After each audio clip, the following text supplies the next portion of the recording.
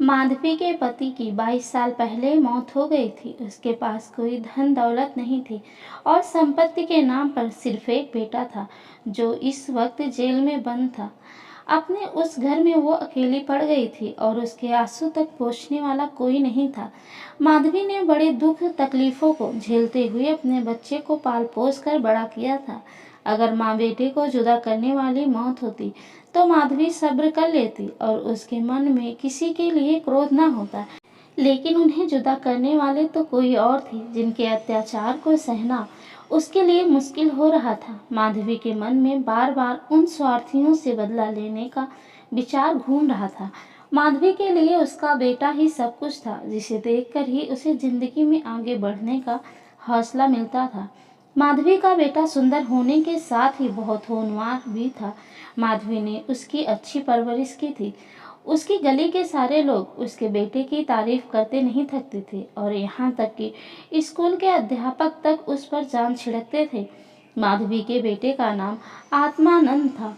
आत्मानंद से दूसरों की दुख तकलीफें देखी नहीं जाती थी और लोगों की मदद करने के लिए वह हमेशा तत्पर रहता था। उसे देखकर कोई सोच भी नहीं सकता था कि वह कोई अपराध कर सकता है। माधवी भी यही सोचकर तड़पते हुए दिन काट रही थी कि आखिर उसका क्या अपराध था। आत्मानंद में गुणों का भंडार था। वह साहसी, निस्वार्थ और देश प्रेमी होने के साथ साथ कर्तव्य का पालन करने वाला इंसान था। साथ ही वो राजनीति में रुचि रखता था। वो बेबाक था और अपने राजनीतिक टेकों की वजह से सरकारी कर्मचारियों की नज़रों में आ गया था। पुलिस भी उसकी हरकतों पर नज़र रखती थी। पुलिस बस एक मौके की तलाश में थी ताकि वो उसे जेल की सलाखों के पीछे डाल सके। जिले में पड़े एक डाके ने उन सभी लोगों को आत्मानंद को फंसाने का अवसर दे दिया जो उसे पसंद नहीं करते थे। डाके से तार जुड़े होने का हवाला देकर आत्मानंद के घर की तलाशी ली गई, जहां मिले कुछ पत्रों व लेखों को डाके का मुख्य कारण बताते हुए उसे गिरफ्तार कर लिया गया। अपने आरोपों को सिद्ध करने के लिए पुलिस ने कुछ और युवकों को भी गिरफ्तार कर लिया और आत्मानंद को गिरोह का मुखिया करार दे दिया गया। जिसके बाद महीने भर तक मुकदमा चला और ना जाने कहां कहां से पुलिस ने ऐसे झूठे गवाह सामने लाकर खड़े कर दिए कि कोर्ट ने आत्मानंद समेत सभी युवकों को दोषी करार दे दिया और 4 साल के कठोर कारावास की सजा सुना दी। बेटे की हर सुनवाई में जा रही माधवी ने देखा कि इंसान का चरित्र कितना नीच हो सकता है और वह अपने स्वार्थ के लिए किसी को भी हानि पहुंचाने से नहीं चूकता। अपने बेटे को हथकड़ियों में पुलिस द्वारा जेल ले जाते देख माधवी वहीं बेहोश होकर गिर गई। जिसके बाद कुछ भले लोगों ने उसे तांगे पर बैठाकर घर तक पहुंचाया। माधवी को जब होश आया तो उसे पूरा वाकया याद आया। अपने इकलौते सहारे से दूर होने का गम उसे खाए जा रहे थे, जो उसे एक पल भी चैन की सांस तक लेने नहीं दे रहा था। कोई रास्ता ना सूझने पर माधवी ने अपनी वेदना को हे प्रतिशोध में बदलने का फैसला लिया और उसके बेटे की यह दुर्दशा करने वालों से बदला लेना ही अपने जीवन का मकसद बना लिया। माधवी के मन में भी प्रतिशोध की ज्वाला धधक रही थी। वह बस यही सोच रही थी कि ऐसा क्या करे कि जिससे उन अत्याचारियों से बदला लिया जा सके। देर रात तक माधवी सोचती रही कि विधवा जीवन जीते 22 साल बीत गए, लेकिन अब उसे बाहर निकलना होगा। अपने अंतर्मन से माधवी कहने लगी कि इस दुनिया में अच्छे कर्मों की कोई जगह नहीं और हो सकता है ईश्वर ने भी निराश होकर हमसे मुंह फेर लिया हो, तो ऐसे में उन अत्याचारियों को दंडित करने के लिए उसे ही कदम उठाना होगा। शाम का वक्त था।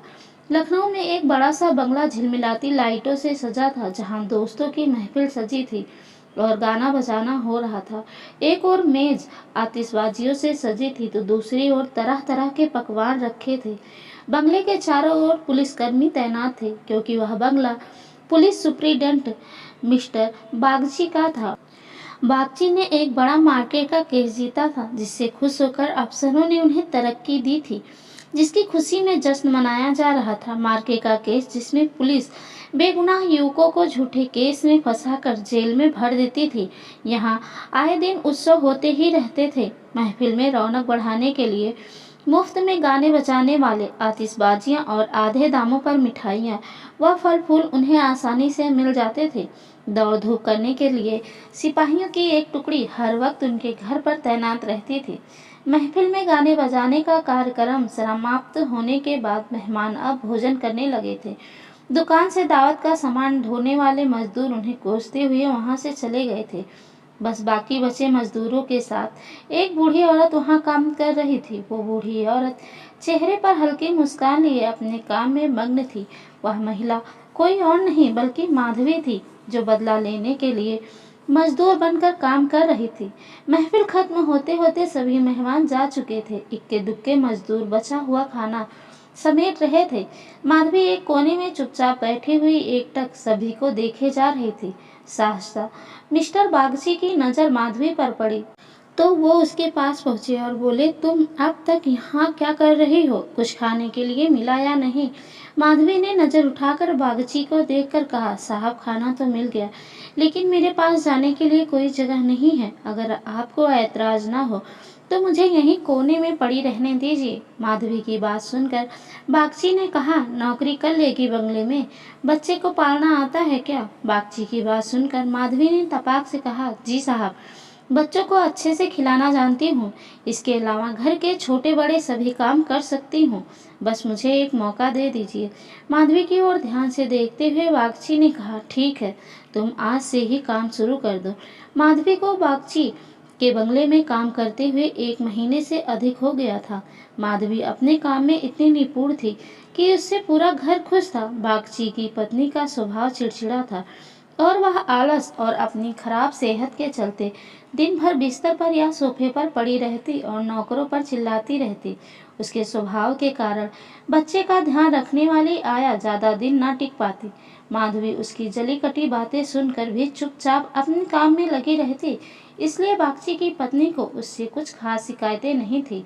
उसने बच्चे की देखभाल की जिम्मेदारी भी माधवी को ही दे दी थी। बागची और उनकी पत्नी को इससे पहले भी कई बच्चे हो चुके थे, लेकिन अज्ञात कारणों से उनका एक भी बच्चा कुछ महीनों या फिर साल भर से ज्यादा जीवित नहीं बच पाता था। इसलिए इस बच्चे पर दोनों माँ बाप की जैसे जान बसती थी। पढ़े लिखे होने के बावजूद दोनों अपने बच्चे की सुरक्षा के लिए टोना टोटका व जंतर मंतर अपनाने से भी परहेज न करते थे। बच्चा माधवी के पास ही ज्यादा समय बिताता, इस वजह से वो माधवी से काफी ज्यादा घुल मिल गया था। अगर माधवी कुछ देर के लिए भी उसकी नजरों से दूर हो जाती तो बच्चा जोर जोर से रोने लगता। बच्चा माधवी को ही अपनी माँ समझता और वह साथ खेलती तो ही खेलता, वह दूध पिलाती तो ही पीता और वह सुलाती तो ही उसे नींद आती। अपने पिता को तो बच्चा जैसे कोई अजनबी समझता और माँ उस पर ध्यान नहीं देती थी।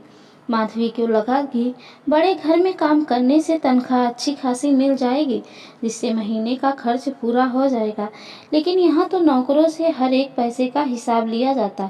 एक दिन बच्चे को गोद में उठाए माधवी ने मालकिन से कहा कि बच्चे के लिए कोई खिलौना गाड़ी मंगवा देती तो अच्छा होता। माधवी की बात सुनकर मिसेस बागची ने कुंठित स्वर में कहा, कहाँ से मंगवाऊं इसके लिए खिलौना गाड़ी? हाथ में रुपए भी तो होने चाहिए। इसका खिलौना 10-20 रुपए में आएगा और इतने रुपए कहाँ हैं हमारे पास? माधवी ने मिसेस बागची को और गौर से देखते हुए कहा, मालकिन खिलौना ही तो है। माधवी की बात सुनकर मिसेस बागची ने कहा, अब तुमसे क्या छुपाना, दरअसल तुम्हारे मालिक की पहली पत्नी से 5 बेटियां हैं, जो इलाहाबाद के एक स्कूल में पढ़ रही हैं। पांचों कुंवारी हैं और उनकी पढ़ाई लिखाई और दूसरे खर्चों में इनका आधा वेतन चला जाता है। ऊपर से लड़कियों की शादी करवाने के लिए कम से कम 25,000 रुपये लगेंगे। अब कहाँ से लाएं इतने पैसे? मिसेस बागची की बातें सुनकर माधवी बोल पड़ी, मालिक को घूस भी तो मिलती ही होगी ना? माधवी यह कहकर चुप हो गई। मिसेस बागची ने गहरी सांस भरते हुए कहा, ऐसी कमाई में बिल्कुल बरकत नहीं होती। काली कमाई का पैसा एक हाथ में आता है तो दूसरे हाथ चला जाता है। जैसे जैसे दिन बीतते जा रहे थे, माधवी के मन में उस बच्चे के लिए स्नेह और भी बढ़ता जा रहा था। कभी कभी बदला लेने की बात याद आती तो वह क्रोध से भर जाती और फिर बच्चे को देखकर शांत हो जाती। वहां रहते हुए माधवी मिस्टर बागची के परिवार की स्थिति से वाकिफ हो गई थी। कई बार तो वह अपना दर्द भूलकर उनके परिवार के लिए चिंतित हो जाती और उसका मन दया से भर जाता। माधवी सोचती रहती, मालिक आखिर 5 बेटियों की शादी कैसे कराएंगे? ऊपर से पत्नी बीमार रहती है और बच्चा छोटा है। जरूर उनके परिवार पर अभिशाप है, वरना इतना सब होने के बावजूद कौन दुखी रहता है। कमजोर बच्चों के लिए बरसात तो बीमारियां लेकर आती हैं। बरसात में उन्हें अक्सर खांसी, जुकाम और बुखार घेर लेता है। ऐसे ही बरसात में माधवी एक दिन किसी काम से अपने घर चली गई। पीछे से बच्चे ने रो रो कर पूरा घर सिर पर उठा लिया। कुछ देर गोद में उठाने के बाद मिसेस बागची ने एक नौकर को उसे टहलाने के लिए सौंप दिया। कुछ देर आंगन में घुमाने के बाद नौकर ने बच्चे को हरी घास पर बैठा दिया। बारिश के पानी से जमीन गीली थी और बच्चा ऐसे ही कई घंटे तक पानी में खेलता रहा। वह नौकर दूसरे नौकरों के साथ गप्पे हाँकने में मस्त हो गया। काफी देर बाद जब नौकर को ध्यान आया तो वह बच्चे को फटाफट भीतर ले गया और उसके कपड़े बदलवाए। शाम होते ही जुकाम से बच्चे की नाक बहने लगी और खांसी से गले से आवाज आने लगी। देर शाम जब माधवी बंगले में पहुंची तो बच्चे की हालत देखकर उसका कलेजा फटने लगा। वह बच्चे को लेकर तुरंत मालकिन के पास पहुंची और कहा, देखो जरा बच्चे का हाल क्या हो गया, कहीं से सर्दी तो नहीं लग गई। बच्चे की हालत देखकर मालकिन भी हक्की बक्की रह गई, क्योंकि वह ऐसा मंजर पहले भी देख चुकी थी। मिसेस बागची ने तुरंत नौकरों से अलाव जलाने को कहा। मिसेस बागची और माधवी दोनों पूरी रात बच्चे को ठीक करने में जुटी रहे। दोनों की आंखों से नींद जैसे कोसों दूर थी। ऐसे में सवेरा कब हो गया दोनों को पता भी न चला। मिस्टर बागची को जैसे ही बच्चे के बीमार होने की खबर मिली, वह डॉक्टर को लेकर सीधे घर पहुंचे। 3 दिन में बच्चे की हालत में सुधार आने लगा, लेकिन वह काफी कमजोर हो गया था। बच्चे का ख्याल रखने में माधवी ने दिन रात एक कर दिया। यह वही माधवी थी जो परिवार का सर्वनाश करने का संकल्प लिए उस घर में आई थी और आज उसी घर के चिराग की सलामती के लिए दिन में हजारों बार ईश्वर से दुआएं मांग रही थी। शायद माधवी की दुआओं का ही असर था कि बच्चे की सेहत में धीरे धीरे सुधार होने लगा। एक दिन सुबह मिस्टर बागची बच्चे के झूले के पास बैठे हुए थे और मालकिन सिर दर्द के कारण चारपाई पर पसरी हुई थी। माधवी पास में ही बैठे बच्चे के लिए दूध गर्म कर रही थी। माधवी की ओर देखते हुए मिस्टर बागची ने कहा, हम जब तक जिएंगे तुम्हारे एहसान के तले दबे रहेंगे।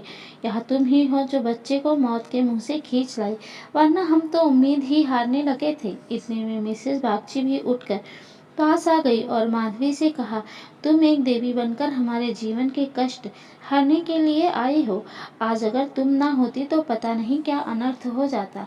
मेरी तुमसे एक विनती है, वैसे तो जीना मरना सब ऊपर वाले के हाथ में है, लेकिन तुम्हारे हाथ में जरूर संजीवनी है। मेरी तो किस्मत ही अभागी है, पर हो सकता है तुम्हारे पुण्यों से मेरे बच्चे की जान बच जाए। माधवी चुपचाप मिसेस बागची की बातें सुन रही थी। मिसेस बागची रुआसी आवाज में कहने लगी, सच कहती हूँ, अब तो बच्चे को गोद में उठाने तक से मुझे डर लगता है। तुम इसे आज से अपना ही बच्चा समझो और इसकी माँ बन जाओ। इसे भी तुमसे बहुत लगाव है। तुम इसे अपने साथ अपने घर ले जाओ और वहीं इसकी परवरिश करो। जब तक यह तुम्हारी गोद में रहेगा हमें चिंता ना होगी। मिसेस बागची की बात सुनकर माधवी ने कहा, मालकिन क्यों ऐसे बुरे विचार मन में ला रही हो। बच्चे की हालत में सुधार हो रहा है और देखना भगवान की इच्छा से सब कुशल मंगल होगा। इतने में मिस्टर बागची बोल पड़े, नहीं बूढ़ी माँ, मेरा दिमाग भले ही इन बातों को ढकोसला करार देता हो, लेकिन मन का एक कोना इस पर विश्वास करना चाहता है। मेरी अपनी माँ ने मुझे पैदा होते ही एक धोबिन को बेच दिया था, क्योंकि मुझसे पहले मेरे 3 बड़े भाइयों की मौत हो चुकी थी। इसलिए मेरी जान बचाने के लिए उन्हें जो उचित लगा उन्होंने किया। अब बारी हमारी है और हमसे जो पन पड़ेगा हम करेंगे। तुम इसे आज से अपना ही बेटा मानो और इसे साथ ले जाओ। हमें जब भी इससे मिलने का मन होगा चले आएंगे और खर्च की चिंता ना करना। इसकी पूरी परवरिश का खर्चा हम समय समय पर तुम्हें भेजते रहेंगे। मिस्टर बागची ने कहा, मैं जिस पेशे में हूँ मुझे ना चाहते हुए भी कई कुकर्म करने पड़ते हैं। झूठी शहादतें बनाकर निर्दोषों को फंसाना पड़ता है। उनकी और उनके परिवारों की ना जाने कितनी बद्दुआएं मेरे सिर पर है। मैं जानता हूँ कि बुराई का फल कभी अच्छा नहीं हो सकता, लेकिन मैं लोभ में आ ही जाता हूँ। अगर मैं ये सब ना करूँ तो नालायक करार देकर निकाल दिया जाऊँगा। अंग्रेजों को जहाँ 100 खून भी माफ होते हैं, लेकिन हम हिंदुस्तानियों की एक गलती भी हमें भारी पड़ सकती है। इसलिए मेरी विनती है कि हमारे बेटे को को स्वीकार कर लो। माधवी को भी उस बच्चे से बेहद लगाव था, इसलिए वह खुशी खुशी मान गई। गदगद होते हुए माधवी ने कहा, आप दोनों की अगर यही इच्छा है तो मैं बच्चे को अपनाने के लिए तैयार हूँ। मुझसे जो बन पड़ेगा मैं करूँगी। मेरी भगवान से बस यही दुआ है कि हमारे बच्चे को वो अमर करे। बड़ी देर से बच्चा आराम से झूले में सो रहा था। चादर से उसका मुंह ढका हुआ था। माधवी ने दूध गर्म कर बच्चे को पिलाने के लिए जैसे ही उसके मुंह से चादर को हटाया, उसके मुंह से जोर से चीख निकल गई। बच्चे का शरीर पूरी तरह ठंडा हो चुका था और चेहरा पीला पड़ा था। माधवी ने जल्दी से बच्चे को गोद में उठाकर सीने से चिपका लिया और जोर जोर से रोने लगी। बालक सभी को छोड़कर भगवान के पास जा चुका था। दिन भर पूरे घर में मातम पसरा रहा और रोने की चीख पुकारों से जैसे पूरा घर कौंध गया हो। मिस्टर बागची और उनकी पत्नी का भी रो रो कर बुरा हाल था। माधवी, जो खुद बच्चे को खोने के दर्द से तड़प रही थी, उन दोनों को सांत्वना दे रही थी। माधवी उनसे कह रही थी, अगर उसके बस में होता तो अपने प्राण देकर भी बालक को बचा लेती, लेकिन ऐसा संभव नहीं है। माधवी, जो अपना बदला लेने आई थी, ममता के बंधन में बंध स्वयं दुख लेकर जा रही है। सच कहते हैं कि माँ का दिल दया का सागर होता है। माँ वही देवी है जिसकी निर्मलता को कोई भी मैला नहीं कर सकता। कहानी अच्छी लगी हो तो लाइक शेयर सब्सक्राइब करना ना भूलें। आप सबका बहुत बहुत धन्यवाद।